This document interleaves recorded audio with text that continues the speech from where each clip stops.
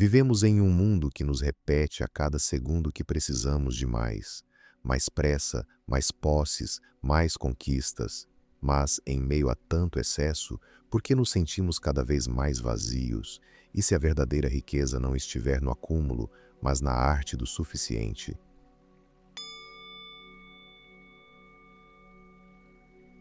Viver nos extremos se tornou o nosso novo padrão de normalidade. Nós nos acostumamos a oscilar entre o muito e o nada, sem perceber que é justamente nessa oscilação violenta que perdemos a nossa paz.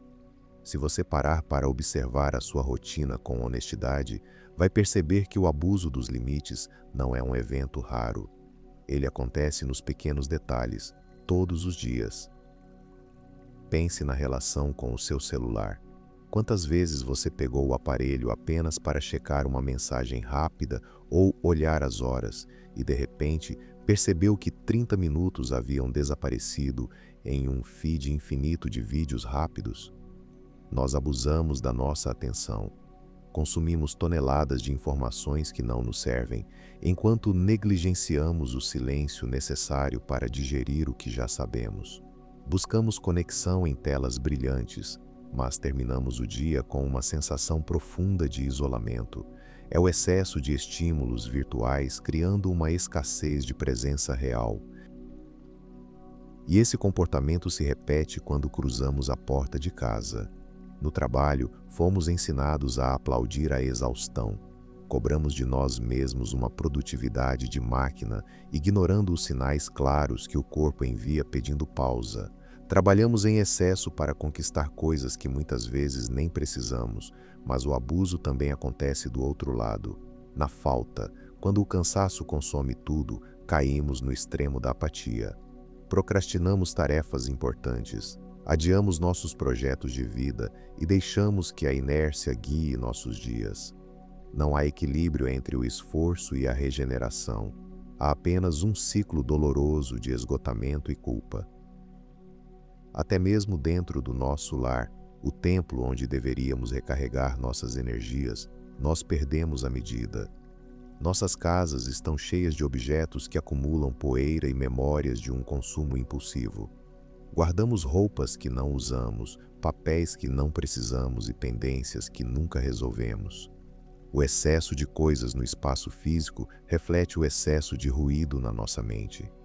E o que dizer das nossas relações? Muitas vezes abusamos da nossa própria energia tentando agradar a todos. Dizemos sim quando nossa alma grita não. Aceitamos compromissos por obrigação, engolimos palavras para evitar conflitos e nos desdobramos para caber na expectativa dos outros. É o excesso de doação ao externo, ou em outros momentos nos fechamos completamente. Levantamos barreiras invisíveis. Nos isolamos dos amigos e da família e confundimos privacidade com solidão. A verdade é que nós abusamos. Abusamos do nosso tempo, da nossa saúde física, da nossa mente e das pessoas que amamos. Flutuamos constantemente entre a pressa que nos adoece e a distração que nos anestesia. Nós nos esquecemos de que a vida não acontece nos extremos. Toda vez que escolhemos o de mais ou o de menos, estamos assinando um contrato com a nossa própria ansiedade.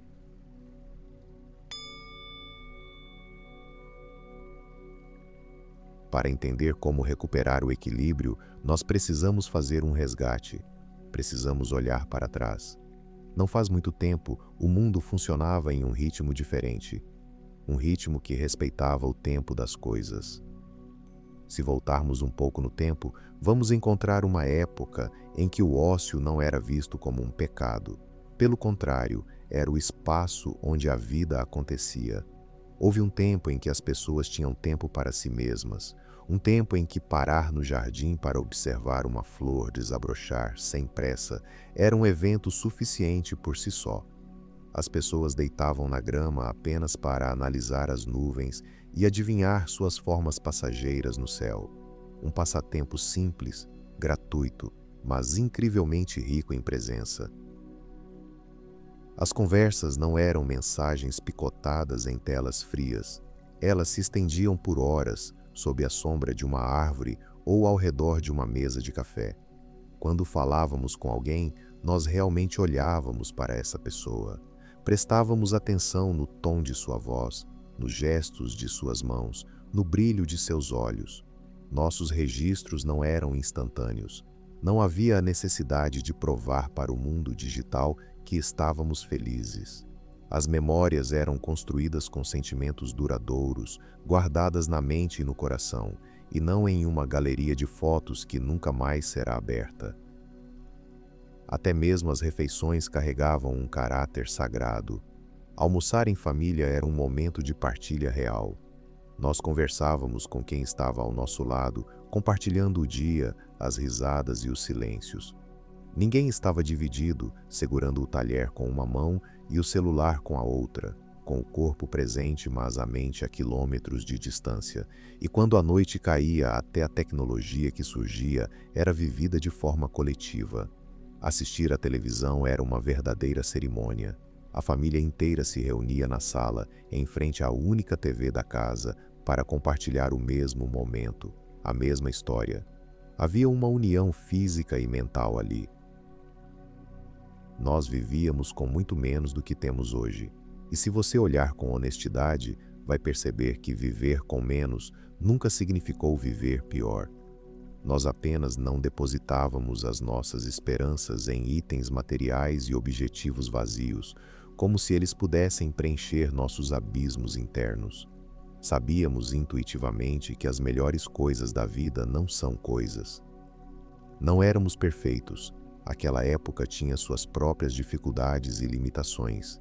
Mas, sem dúvida, estávamos muito mais próximos do verdadeiro equilíbrio. Havia tempo para tudo, e tudo acontecia a seu tempo. Hoje, nós tentamos fazer o oposto. Tentamos colocar o mundo inteiro dentro do mesmo espaço e no exato mesmo momento. Queremos responder a todos, saber de tudo, produzir ao máximo e consumir sem parar. Tudo agora, mas a alma humana não foi feita para funcionar na velocidade da luz. Ela precisa de pausa para respirar.